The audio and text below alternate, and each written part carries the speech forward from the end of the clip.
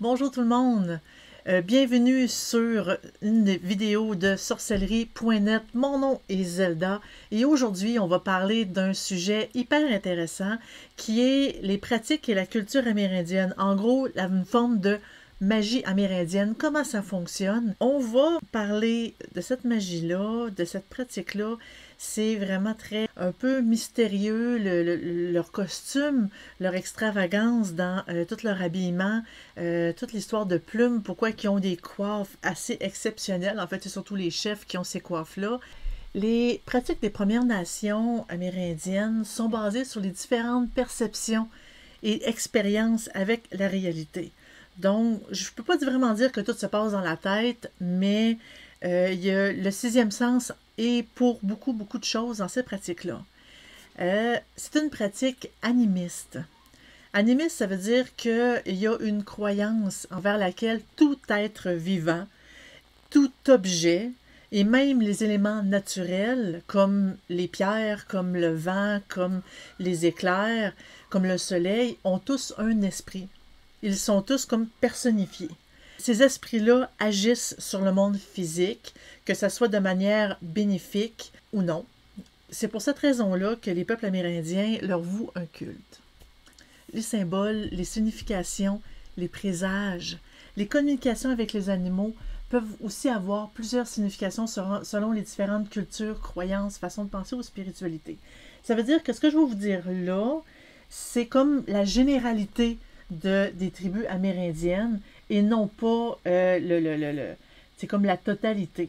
En gros, il y a certaines différences, il y a certaines modifications, il y a certains petits changements qui peuvent se faire d'une tribu à l'autre, d'une culture à l'autre, parce qu'on sait que l'Amérique est quand même assez grand, parce qu'il y a le nord avec les Inuits, et il y a tout, tu sais, comme le Canada et les États-Unis jusqu'au sud, jusqu'au Mexique. Donc, c'est un territoire quand même très large. J'ai eu beaucoup de tribus avec diverses croyances différentes. Je vais essayer de généraliser un peu, mais ce que je vais vous dire peut changer d'une tribu à l'autre, d'une croyance à l'autre. On va essayer d'être le plus général possible. Pour les Premières Nations, la nature communique avec les humains par les présages, par les signes, par les symboles mythiques. Malgré que les Amérindiens prient le soleil, la lune, les arbres, les plantes, les éclairs, le vent, les animaux, peu importe lesquels ils sont, les roches, les montagnes, ils croient à un Dieu unique, qu'ils appellent le Grand Esprit, le Grand Créateur, le Grand Mystère ou celui qui est invisible. C'est un des nombreux noms qu'ils leur donnent, mais ça, c'est vraiment traduit, parce que, évidemment, dans chacune de leurs langues, leur Dieu porte un nom différent, mais c'est vraiment, ce que je vous ai dit, c'est vraiment les traductions. Et ils voient la force de vie du grand esprit, du grand créateur, en toutes choses, partout dans l'univers. Donc, il y a le grand créateur et il y a tous les esprits qui sont en dessous. Ils ont tous un pouvoir et ils se servent de ce pouvoir-là. Je m'explique. Selon leurs croyances traditionnelles, tout est une source de pouvoir, puis pour cette raison-là, tout doit être vénéré et respecté. Toute chose vivante dans la nature a un esprit propre, en plus de faire partie du grand esprit, comme je vous disais. Il y a un lien télépathique spécial et une compréhension symbolique entre le pratiquant puis sa relation dans la nature. En gros, le pratiquant, lui, il ressent les choses. Il y a un lien télépathique autant avec les animaux, autant avec les arbres. En fait, des fois, on dit que son guide peut être un arbre. Son guide peut être une montagne. La montagne lui parle. En fait, c'est l'esprit de la montagne qui lui parle. On a un guide tous différent et c'est avec la méditation qu'on peut découvrir lequel est le nôtre. Il communique par la prière, par le chant, la danse, la méditation, le toucher, la parole, l'odorat, par les offrandes, que ce soit la nourriture ou le tabac. Le tabac est une herbe qui est très prisée dans ces pratiques-là. Parce que le langage de la nature est symbolique, elle communique par des symboles. Puis c'est des symboles de la nature. Il faut prendre le temps d'écouter. D'observer, d'apprendre l'ancien système de communication pour pouvoir lire ce qui se passe. Elles peuvent venir par la forme d'un symbole physique dans la nature, c'est-à-dire un animal qui passe par là, qui s'arrête, qui nous regarde, ou qu'on peut trouver un objet dans la nature, ou ça peut être plus intuitif, comme un pressentiment, comme une émotion, comme une voix intérieure, un rêve, parce que les rêves sont très, très importants, ou une vision. La Terre possède plusieurs types de pouvoirs ou d'esprits qui ils peuvent être autant bons ou mauvais, positifs, négatifs ou neutres, physiques ou spirituels, visibles ou invisibles. Ces pouvoirs-là viennent dans la force naturelle comme les éléments de la nature, comme les éclairs, le tonnerre, le vent, le nuage, les tremblements de terre. Chaque partie de la Terre est une source de pouvoir physique et spirituel, puis cette énergie-là nous affecte parce que on fait partie de la grande famille de la création. Donc, on a notre rôle à jouer quand même. Selon eux, on devrait apprendre à identifier l'utilité, la fonction, la signification symbolique de ces pouvoirs naturels pour savoir comment ils nous influencent ou affectent nos vies. En étudiant le comportement des différents animaux, on peut apprendre le symbolisme, puis ça permet de voir lorsqu'un événement est sur le point d'arriver, quand le comportement change, quand les animaux se mettent à changer leur nid de place, à se sauver. On peut se dire, oh, il y a quelque chose qui s'en vient, quelque chose qui se passe. Est-ce que c'est une tempête? Est-ce que c'est une crue des eaux, comme quand même assez élevée, ou est-ce qu'il peut y avoir des inondations? Est-ce que ça peut nous aider vraiment à avoir un petit indice de ce qui se passe. Et des fois, des communications télépathiques, ils en ont avec les animaux. Et comme ça, ils peuvent avoir des idées pour dire, regarde, on va tout de suite attacher nos choses, on va se préparer, il y a une tempête qui s'en vient, une tempête de vent. Ça permet d'être préparé juste en observant la nature. La Terre ne doit jamais être traitée en ennemi. C'est un organisme vivant qui respire et qu'on dépend pour vivre. Lorsque cette harmonie-là est brisée, la Terre devient malade et du même fait, nous aussi, on peut devenir malade. Pour apprendre à utiliser les pouvoirs de la nature, on doit apprendre ses lois. Il y a la loi de la dualité cosmique qui dit que tout dans notre univers possède deux côtés, le physique et le spirituel. Il y a aussi la loi de la réciprocité. On ne peut pas toujours prendre sans donner quelque chose en retour. C'est toujours des échanges. Parce que dans le cas contraire, on brise le cercle sacré, et on devient responsable de créer des problèmes, nos propres problèmes avec la nature. Il ne faut pas juste prendre, il faut donner aussi. Puis quand on prend des choses qui ne nous ont pas été permis de prendre, les symboles qu'on pense être positifs deviennent négatifs, deviennent une nuisance pour nous. Ensuite, j'aimerais ça vous parler des habits cérémoniels des Premières Nations. Ici, on voit que c'est très, très, très coloré. En fait, ces habits cérémoniels-là, ça s'appelle des régalias. Je ne sais pas si je le prononce comme il faut. C'est un habit qui n'est pas porté à tous les jours, évidemment. C'est vraiment, sont utilisés dans des cérémonies, dans des rituels, dans les danses cérémonielles. Ces régalias-là, les artefacts, peuvent inclure beaucoup de choses. Des colliers, des plumes d'aigle, des griffes d'ours, des dents d'animaux, par exemple. Là, ici, on voit surtout du tissu dans celui que vous voyez. Ça peut aller de la peau d'animaux aux différentes parties de leur corps jusqu'aux plantes. Ces éléments, ils sont utilisés pour confectionner divers objets sacrés aussi, comme des coiffes, leurs gros chapeaux, des vêtements ou des bijoux. Ces régalias et les artefacts sont la réflexion puis les manifestations des objets naturels et de leurs symboles qui viennent de la nature. Ils servent de connexion directe avec la nature. On a une belle régalia de femme, un habit cérémoniel qu'elle se sert, et chaque item dans sa régalia, dans son habit, a une signification précise.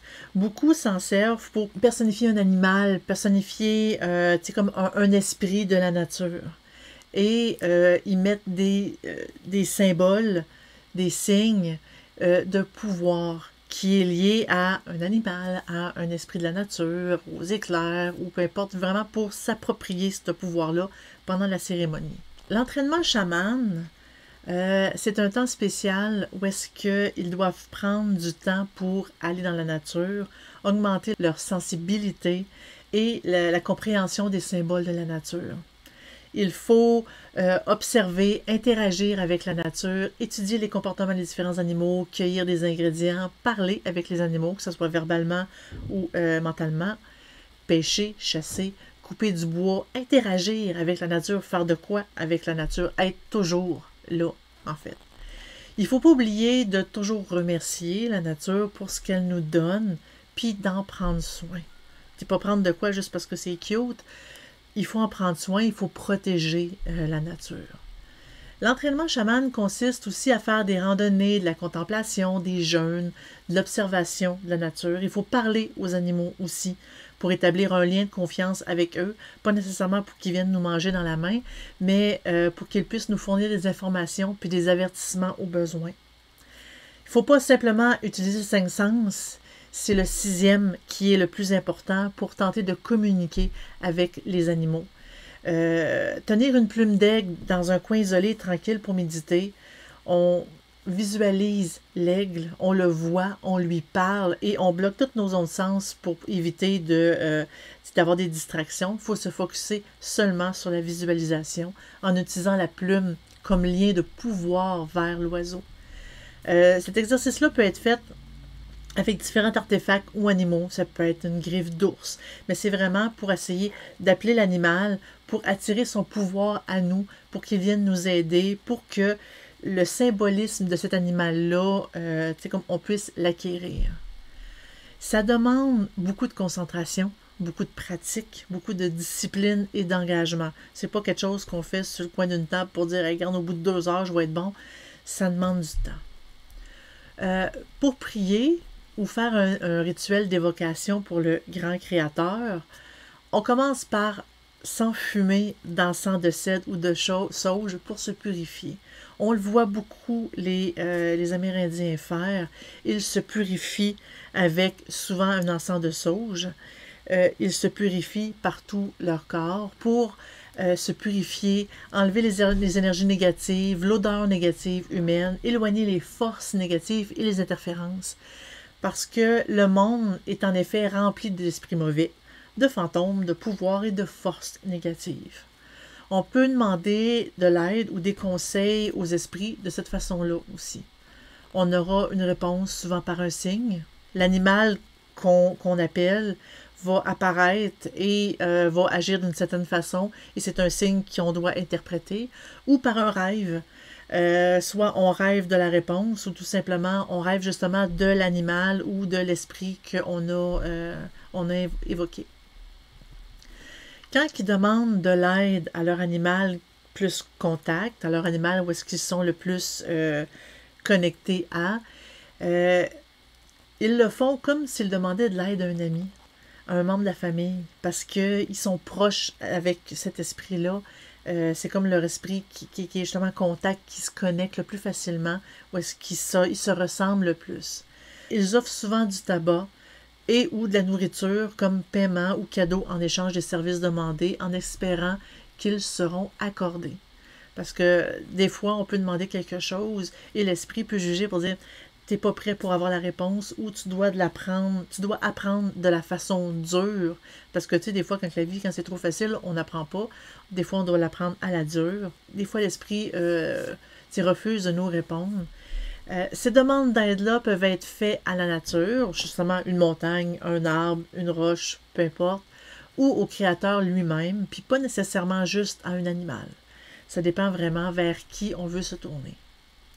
Certaines tribus utilisent différents types de cérémonies et de mythes pour amener les pouvoirs naturels à faire ce qu'ils demandent, ce qu'ils veulent. Comme par exemple, utiliser le serpent comme messager aux esprits de l'éclair et du tonnerre pour amener la pluie à leurs champs, pour qu'il pleuve, pour qu'ils aient une belle récolte. Presque toutes les tribus sur le continent ont des cérémonies qui contiennent des chansons, des rituels, des danses, des prières, des plumes, du tabac, évidemment, des régalias et des herbes comme méthode de communication avec le grand créateur, les esprits ou les forces de la nature, peu importe la demande qu'ils veulent faire ou le pouvoir qu'ils désirent obtenir.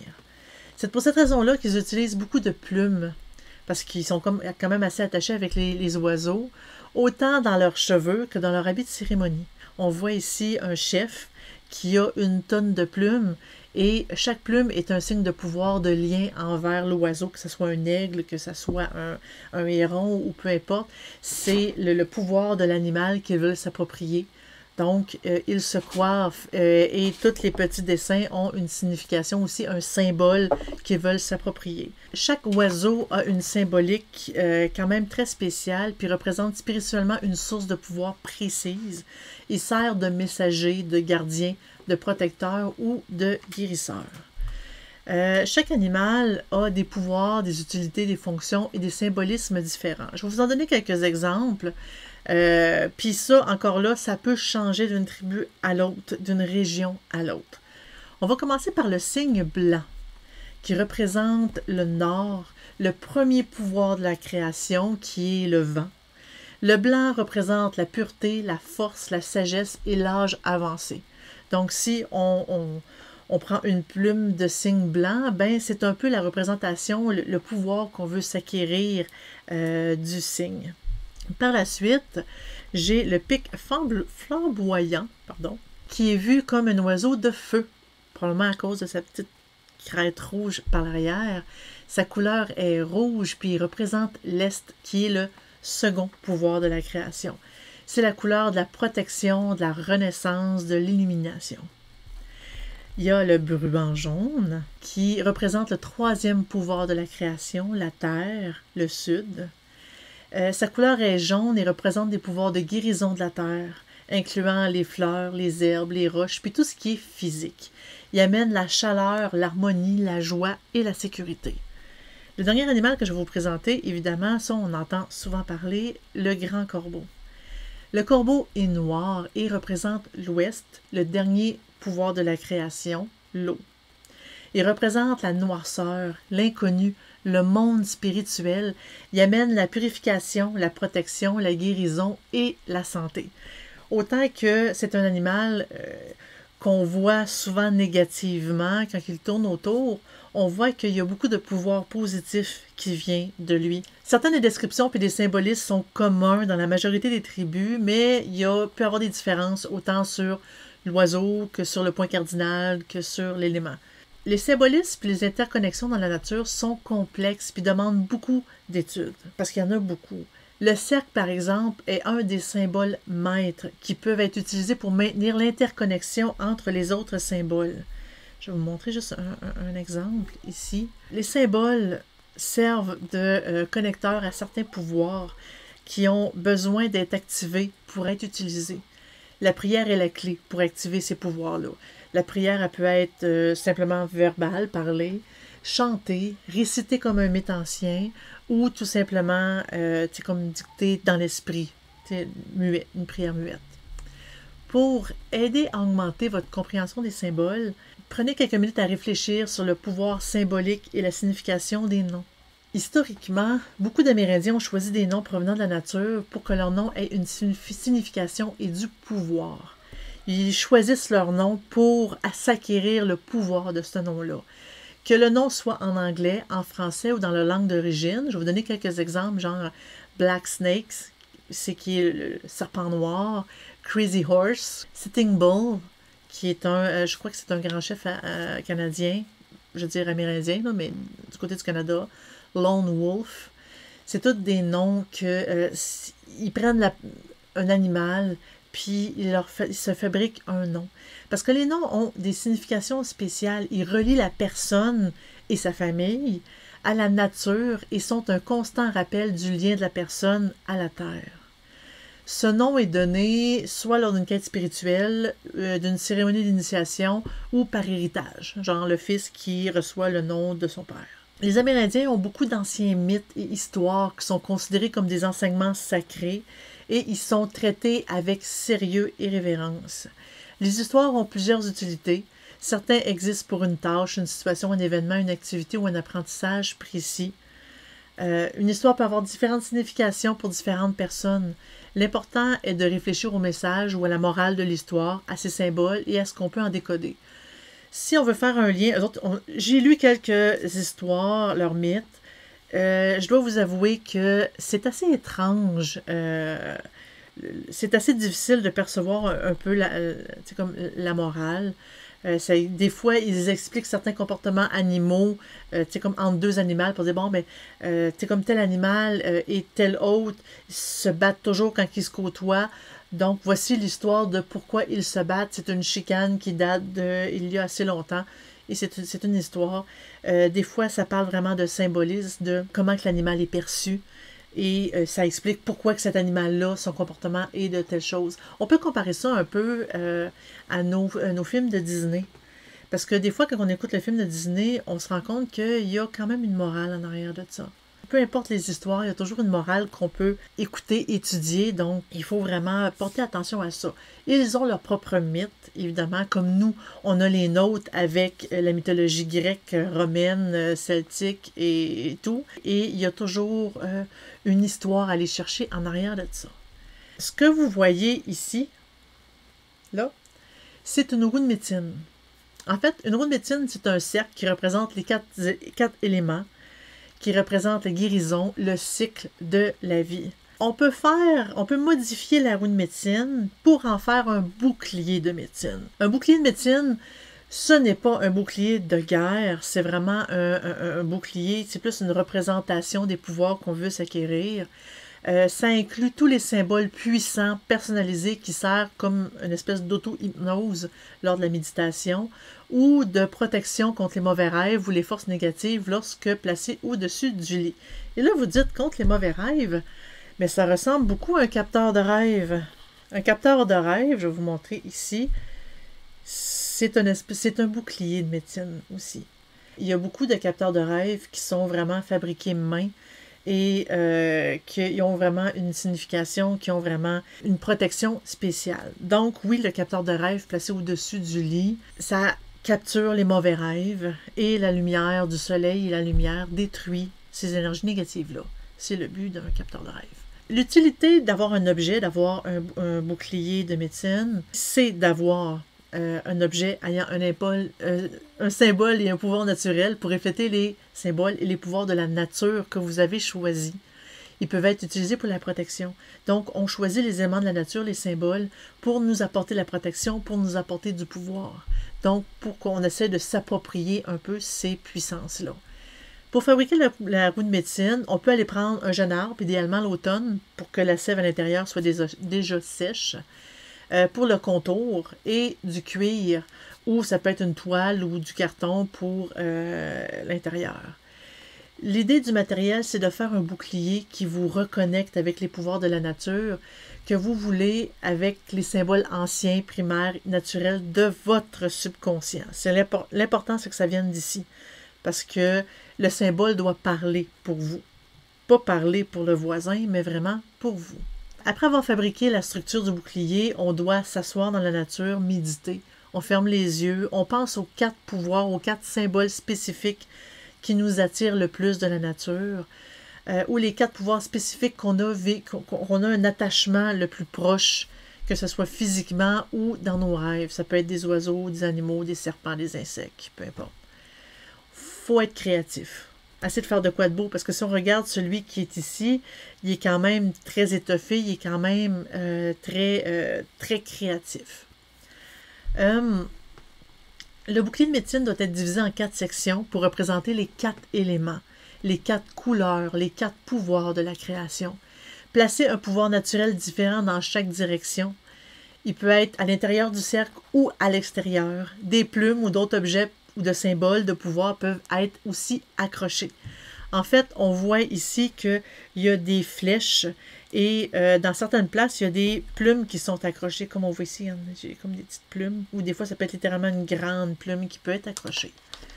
Le cercle est divin, puis en lui-même, il est une source de pouvoir. Donc, le bouclier reflète votre pouvoir personnel ou votre désir personnel pour certains guides spirituels et protecteurs. Le bouclier doit être accroché dans une pièce principale, notre chambre à coucher, ou dans la pièce dans laquelle on médite. On l'utilise comme un symbole pour développer la pensée créatrice ou pour tout simplement une protection quelconque. On peut lui demander de nous protéger du mal, des mauvais rêves, de la malchance, d'une personne qui nous veut du mal ou tout simplement de la maladie. Avec de l'encens de sauge ou de cèdre, on médite en nous plongeant dans ces symboles-là. Donc, avec la pratique, on peut même sentir leur pouvoir, sentir le pouvoir des symboles. Et ça nous permet, ça sert aussi à remplacer les pensées négatives et les symboles par tout ce qui est positif. Des fois, ils s'en servent pour éliminer, tu sais, comme la dépression, les mauvaises pensées, la mauvaise estime de soi. En méditant vers des symboles positifs, on absorbe cette positivité-là. Selon la tradition, tout objet ayant du pouvoir doit être traité avec respect et attention. Ils ne sont pas affichés à la vue comme un bibelot, parce que les objets de pouvoir, les artefacts ne doivent pas être affichés comme un bibelot. Jamais, parce que c'est un espèce de manque de respect. Pour dire, « Hey, regarde, je vous montre telle affaire. Hey, regarde. » Dans les Premières Nations, en fait, on peut voir dans certains musées des artefacts, mais quand on va tu sais, comme dans les Premières Nations, tout objet de rituel et de cérémonie sont placés dans un coffre de cèdre ou tout type de boîte. Puis ils sont sortis seulement pour la méditation, les rituels ou les cérémonies. Ils doivent être régulièrement nettoyés avec de la sauge ou du cèdre ou de l'herbe. Ils sont purifiés aussi en leur lançant des goulettes d'eau. C'est comme un peu comme la religion catholique, là, quand ils envoient un peu de l'eau bénite. L'eau purifie, donc c'est ce qu'ils font aussi, parce que des fois, on ne peut pas nécessairement les plonger dans de l'eau. On peut aussi laisser de la nourriture pour nourrir les esprits qui vont leur donner du pouvoir. Si on ne suit pas les règles, la réaction des objets deviendra négative et nous nuira. Si par exemple on va dans la nature, on voit une belle griffe d'ours par terre, on la ramasse, on se l'approprie et on s'en va, ben on peut faire des mauvais rêves, il peut nous arriver des malheurs, parce qu'on n'a pas demandé à le prendre de façon convenable. Parce qu'on peut le regarder pour dire, avec une petite prière, une méditation, j'aimerais pouvoir prendre, me le permettez-vous, merci beaucoup de m'accorder ce. Il faut le traiter avec respect, il faut traiter la nature avec respect. Historiquement puis traditionnellement, les tribus ont toujours assigné une importance majeure aux rêves. Savoir comment utiliser les rêves est un outil pour la découverte de soi, pour l'estime de soi, pour la pensée constructive, critique et créative, et pour le développement spirituel. On peut trouver des symboles amicaux, des esprits ou des éléments de la nature dans les rêves qui font office de messagers, de conseillers, de gardiens pour nous aider pendant les périodes de conflit, pendant une certaine confusion de notre part, de la frustration, de la maladie ou tout simplement la peur dans nos vies. Puis on peut créer un rituel et une ambiance pour le rêve, pour créer un rêve qui va nous parler, en fait, en allant dans un endroit calme, dans notre maison, ou dans la nature, ou dans tout autre endroit que l'on juge approprié. Certaines tribus utilisent même des endroits très spéciaux dans la nature, comme des cavernes, des chutes d'eau, des montagnes, reconnus comme des sites de pouvoir et des sites sacrés. Évidemment, quand on va dans un site sacré, c'est un lieu de pouvoir. Le pouvoir émane de là. Donc, évidemment, tout ce qu'on fait est comme dupliqué. Mais il faut vraiment respecter la façon de faire parce que ça peut nous nuire aussi beaucoup. En se purifiant soi-même ainsi que notre environnement, évidemment avec comme de la sauge ou du cèdre, mais ils utilisent beaucoup de sauge. En fait, on se purifie, nous, l'environnement, ce qui inclut aussi les interférences potentielles. On doit se calmer, autant l'âme que l'esprit, pour devenir réceptif aux rêves. La sauge et le cèdre éloignent les mauvais esprits et les énergies négatives, puis l'herbe attire les bonnes forces et esprits. Quelques objets de pouvoir peuvent nous aider à rêver, comme des plumes d'aigle ou de faucon, le cristal quartz cristal, je veux dire, des roches, différentes herbes ou un talisman. Ces objets nous permettent de croire et de nous connecter avec l'intangible. La musique peut aussi être utilisée, comme le chant, les tambours, la flûte. On peut nous-mêmes comme produire cette musique-là ou tout simplement la placer et l'écouter. Les thés de camomille et de houblon peuvent être pris avant le sommeil pour aider à se calmer, mais il faut proscrire vraiment l'alcool, le café et les drogues, parce que c'est comme s'ils empêchent la connexion avec le rêve. Des fois, on peut entendre une chanson chantée dans notre rêve, puis il faut essayer, il faut faire l'effort de s'en souvenir. Parce que cette chanson-là, en chantant, elles peuvent nous aider à nous endormir plus vite et elle devient comme une espèce de clé de notre subconscient. Elle nous protège en même temps lorsqu'on se sent menacé dans un rêve ou quand on fait un mauvais rêve. En gros, on se sent menacé, on chante la chanson et ça nous permet de nous réveiller. Et même chose, on veut faire comme un rêve prophétique un peu, se connecter pour voir les symboles, pour voir un peu qu'est-ce qui va se passer.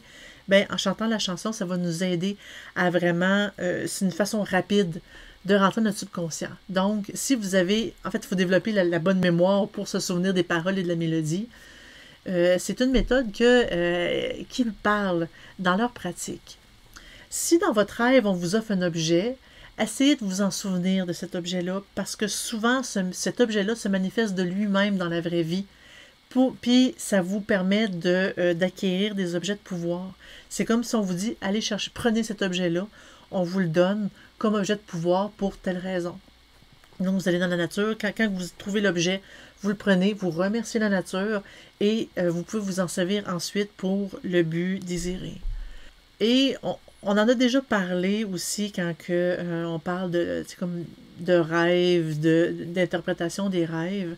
Il faut prendre l'habitude d'écrire tous les rêves, tous les symboles qu'on voit dans nos rêves. On se réveille, première chose qu'on fait, on prend le livre et on écrit nos rêves avant de mettre un pied au sol, avant de faire quoi que ce soit. Il faut s'arrêter puis écrire le plus possible avant qu'on oublie, parce qu'on n'a pas besoin de grand-chose, juste aller faire un pipi aux toilettes et la majorité, le 3/4 du rêve est oublié, le 3/4 des détails, puis c'est ces détails-là qui sont importants. Même peu importe ce qui vous arrive dans la nature, prenez l'habitude de tout écrire. Tout écrire les événements, qu'est-ce qui arrive. J'ai vu tel oiseau passer, il a tourné 3 fois autour de ma tête et après il est parti. Mais qu'est-ce que ça veut dire? Je vais le noter puis je vais faire mes recherches plus tard. Pour engendrer un de ces rêves-là, on fait brûler de l'encens de sauge ou de cèdre qu'on offre au grand créateur, aux 4 points cardinaux et à la terre-mère. On prend 4 ou 5 grandes respirations, on inspire lentement, puis les yeux fermés, on expire lentement en comptant en décroissant de 7 à 1. On essaie de recréer un endroit spécial qu'on a déjà visité en nature, en visualisant l'endroit, l'odeur, les bruits, les animaux, la sensation. On attend que notre allié, que notre contact, que ce soit un esprit, un animal, peu importe, nous rejoigne dans notre visualisation et on lui parle sans peur. On lui demande de s'asseoir avec nous et de nous prodiguer un enseignement.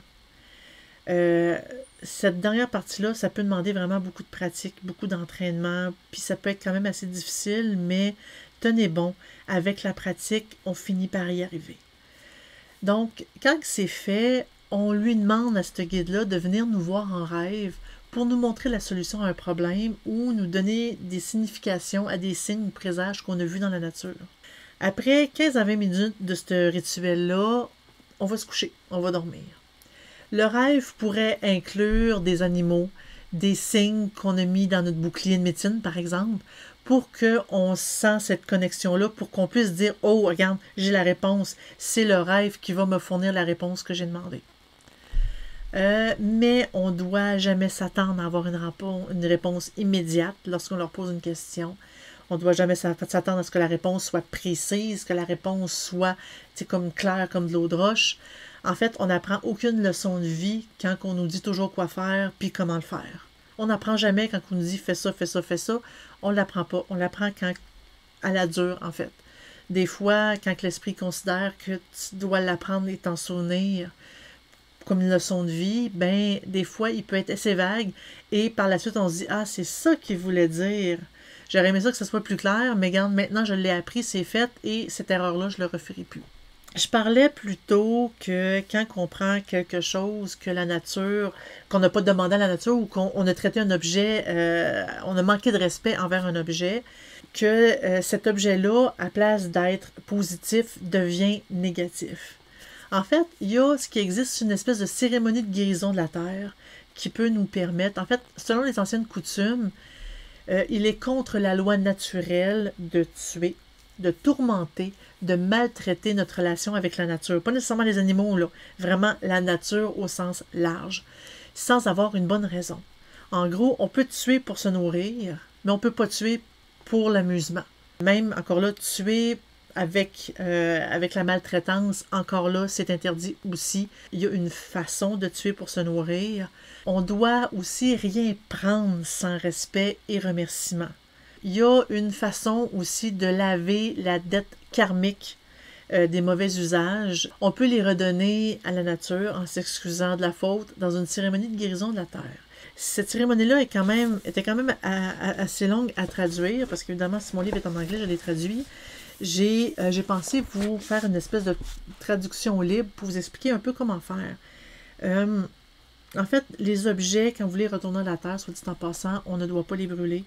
On doit seulement les enterrer ou juste les laisser dans un espace privé, pas sur la route directe, là, mais vraiment dans un coin dans la nature, en dehors de la vue finalement. Puis, tu sais, on peut dire, tu viens de la terre et je te retourne ou à la terre pour que tu sois recyclé. Ne me tourmente plus désormais. Mais il y a aussi une plus grande cérémonie qui peuvent être faites. C'est un peu cette espèce de rituel-là qu'ils font pour essayer de se guérir. Suivez-nous sur Twitch. Vous êtes comme ça, vous allez manquer aucun de nos directs. À chaque samedi, on a des sujets précis. À chaque samedi, autant on fait un open box où on a des sujets comme aujourd'hui et les sujets sont quand même assez larges. J'espère vraiment que vous avez trouvé ça intéressant. Merci beaucoup d'avoir été là. Je vous dis au revoir et à la prochaine tout le monde.